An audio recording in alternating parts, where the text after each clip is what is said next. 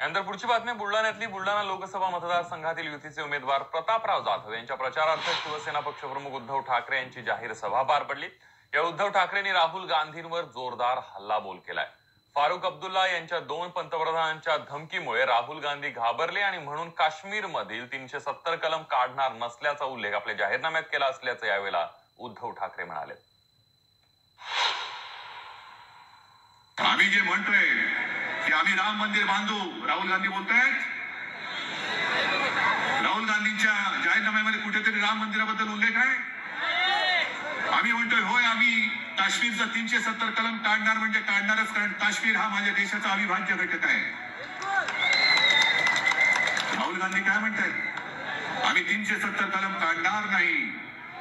आणि फारुख अब्दुल्ला बोलतायत की जर 370 कलम काढलं तर या देशात 2 पंतप्रधान होतील.